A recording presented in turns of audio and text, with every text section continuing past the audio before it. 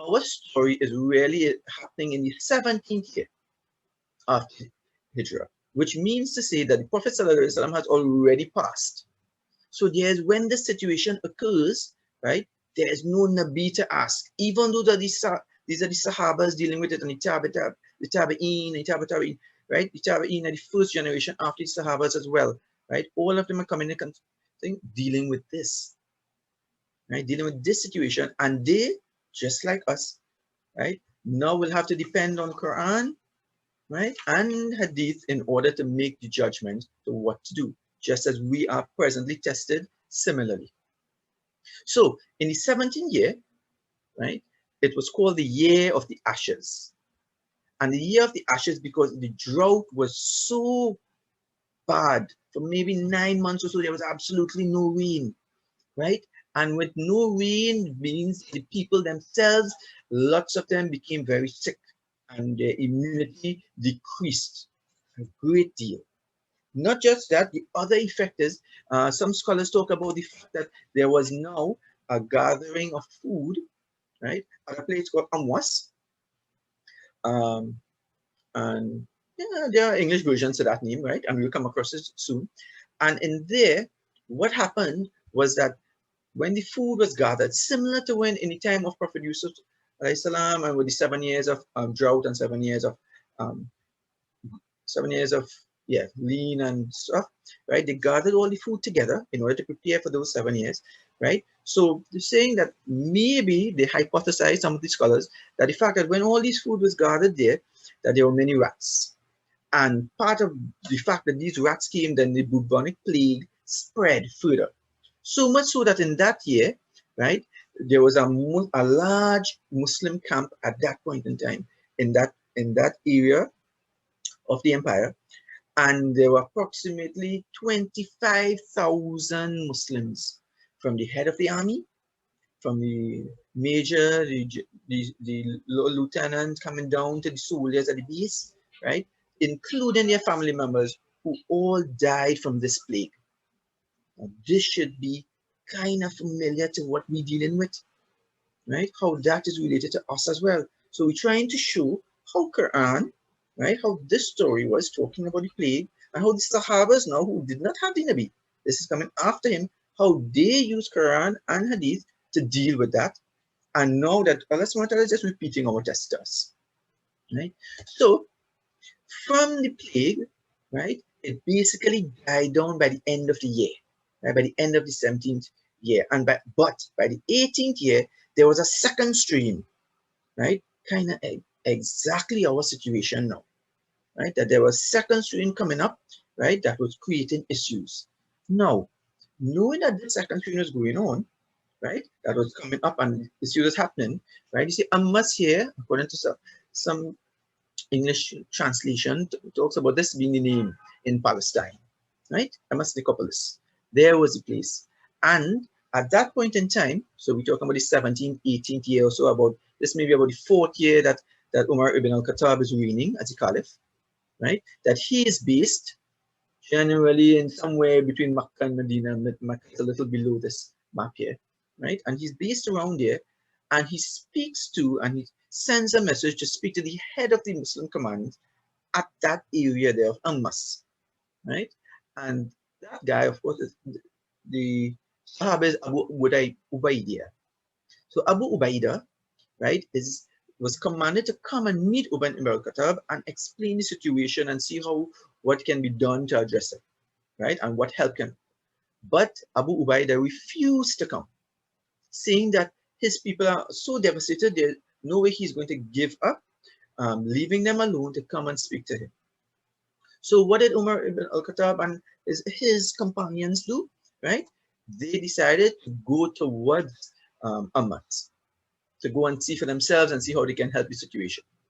But by at this point in time, if you follow the green arrow there, you'll see that maybe by about the 13th day of migration of them walking, right, in their travels, right, they came to a stop at some scholars say there's a place called Sarg. And at that point in time, they rested there. That was their pit stop. And there was still some sort of issues within the camp. Some of them were saying, let's go forward, we have to continue because we have to go and help our fellow Muslim brothers. While others are saying, no, no, no, we're supposed to turn back. We're not supposed to go to a place where there's a plague, right? So there was some sort of contention and stuff at that point in time. So what happened now is Umar ibn al-Khattab called a meeting, a mashura, and he spoke to the Muhajirun, those who had come across through the Hijrah from Makkah to Medina, who were with him, right? So he had a meeting with them, but by the time the meeting was finished, there was no final decision because some were still willing to go forward and some wanted to turn back still. So afterwards, he decided to call another meeting, but this time he called the Ansars. So the Ansars were, remember, it comes from the word here, Nasar, mean helpers. So the Ansars, or the helpers, were the ones who were living in Medina who accepted the Muslims from Makkah when they came, right? So he called them to a meeting with him, and they had a little discussion in their shura, right? So their mashura happened, and yet they were similar to Muhajirun. They were still undecided by the end. So he was making effort to decide what to do with at this point in time. Should we go forward or not? So he decided to call a third meeting. And at that point in time, he called the elders, most of them who came from Makkah, right? And they had a meeting with Umar ibn al-Khattab and decided that, you know what, the best course of action is to do what? Turn around and head back to Medina. Now, turning around and heading back to Medina, sorry, right? At that point in time, right after they made that decision, right, there was Abdul Rahman bin Auf. He had been away doing on duties and had now come back. So when he came back now and he met the situation where they just made a decision, this is what he said. He said that he remembered that the Nabi Sallallahu Alaihi Wasallam, who had passed away at least 6-7 years ago, right, that he had said, and is reported in the Sahihain, right, meaning in both Sahih Bukhari and Sahih Muslim, right, it's reported that the Nabi Sallallahu Alaihi Wasallam said, if you hear about it, an outbreak of a plague in a land, do not go to it. But if a plague breaks out in a country where you are staying, do not run away from it. So the guidance was given by Nabi Sallallahu Alaihi Wasallam a few years before, and it still holds for us at this present day into what our behaviors should be. So at this point in time, Umar thanked Allah subhanahu wa ta'ala and returned to Medina. Now, this was such a famous play on Amwas, right? That there was this poet who wrote these lines about it. And let's pull an excerpt from it. It says, how many brave horsemen and how many beautiful, chaste women were killed in the valley of Amwas. They had encountered the Lord, but he was not unjust to them. When they died, they were among the non-aggrieved people in paradise. We endure the plague as the Lord knows, and we were consoled in the hour of death. Remember that first year, over 25,000 people died, right? In the world population right now, over 100 million have been infected. 55 million have gotten better, and at least 2 million have passed away. That is our situation and our test, which is quite similar to what has happened with the Sahabas here and previously to the city before, in terms of Allah subhanahu wa ta'ala sending a plague as a test. Right? So how many brave horsemen and how many beautiful chaste women were killed in the valley of Amwas. So what we can pull out from this present day here, right? Let's look at the hadith. There are 5 kinds of martyrs. 5. One who dies of plague. Right? So if we consider that, not that we wanted, Muslims are not allowed to head towards the plague, because then if we trying to go into a situation that may cause us death, then what sort of decision is that? There may be arguments whether or not that there is suicide or not. Then going on from there, right? One who dies of a disease of the stomach or intestines.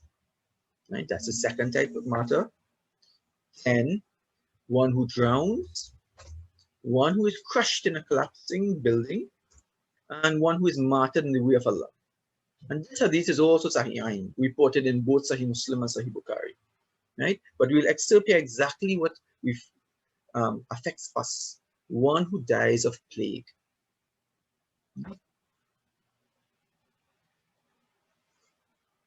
So let's pull out the main points here that we want to remember and recall from this. That we're talking about resurrection. That was what happened in the Quran, and Allah is showing that resurrection is easy for Him, just as in the story of the cow, because that came from chapter 2, the longest chapter in Quran, Surah Baqarah. And Surah Baqarah means cow. If we remember the story of the cow, just as this story that we related in Ayah 243, it was both about resurrection. Because in Surah Baqarah, at least 5 different situations were given, showing that Allah subhanahu wa ta'ala was able to easily resurrect people. Right? So resurrection for Him is easy. And what happens with resurrection? When there's resurrection, because that kind of nullifies the view that some people say, well, when I'm dead, I'm gone, and that's that. Right? Allah says, no, there's resurrection. And when there's resurrection, what comes after that? Right? Accountability.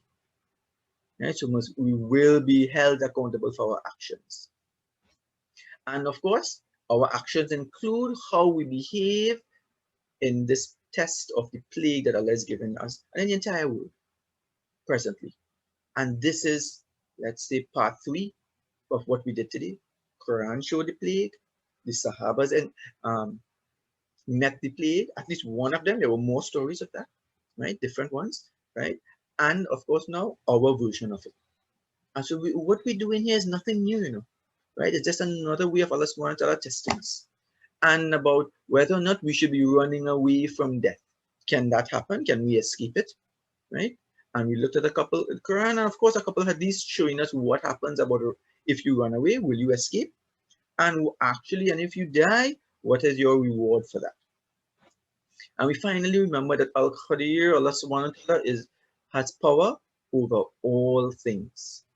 So if we take away these points here, inshallah, that will bring us in good stead. So as we end now, say Bismillahir Rahmanir Rahim. Rabbana taqabbal minna innaka antas samiul alim. Our Lord, accept this service from us. Indeed, you are the hearer, the knower. Assalamu alaikum wa rahmatullahi wa barakatuh.